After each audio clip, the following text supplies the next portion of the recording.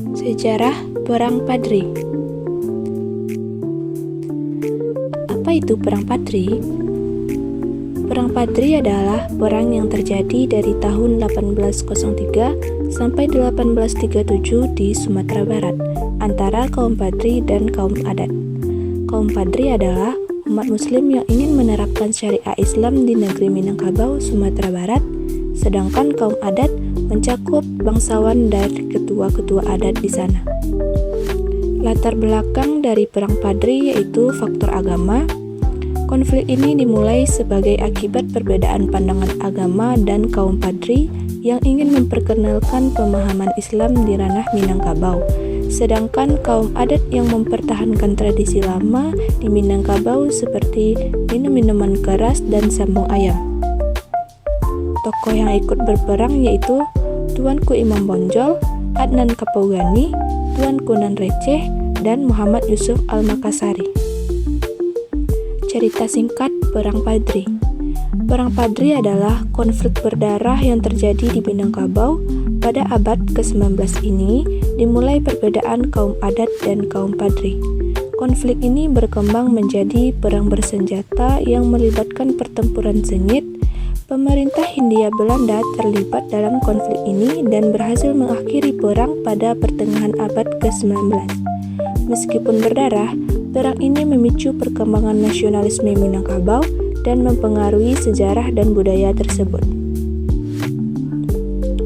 Pada tanggal 4 Maret 1822, Belanda yang dipimpin Letnan Kolonel Raff berhasil memukul mundur kaum Padri dari kerajaan Pagaruyung. Setelah mengalahkan kaum Padri, Belanda dan kaum adat mendirikan benteng pertahanan di Batu Sangkar yang bernama Fort van der Capellen, sedangkan kaum adat memusatkan kekuatannya di Lintau. Pada tanggal 15 November tahun 1825, perjanjian masing-masing disepakati antara Belanda dan kaum Padri yang dipimpin oleh Tuanku Imam Bonjol. Selama masa gencatan senjata, kaum Padri berusaha memperbaiki keadaan dengan merangkul kembali kaum adat. Berakhirnya perang Diponegoro di Jawa mengembalikan kekuatan Belanda untuk mencoba menundukkan kaum Padri. Pada tanggal 11 Januari 1833, kaum Padri dan kaum adat bersatu untuk menyerang pertahanan Belanda di Verdekok Bukit Tinggi. Belanda yang telah menyadari keadaan telah berubah, kemudian mengeluarkan plakat panjang berisikan pernyataan bahwa kedatangan Belanda ke Minangkabau tidak bermaksud untuk menguasai negeri tersebut, melainkan hanya untuk berdagang, membuat jalan, dan sekolah.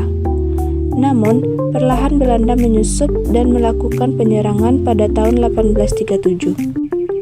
Hingga Tuanku Imam Bonjol ditangkap sehingga perang ini berlanjut yang menyebabkan daerah Dalu-Dalu jatuh ke tangan Belanda pada tanggal 28 Desember tahun 1838. Jadi, Perang Padri ini dianggap telah selesai setelah Tuanku Tampusai bersama sisa-sisa pengikutnya melarikan diri ke Negeri Sembilan di Semenanjung Malaya. Pada akhirnya, Kerajaan Pagaruyung menjadi wilayah kolonial Belanda.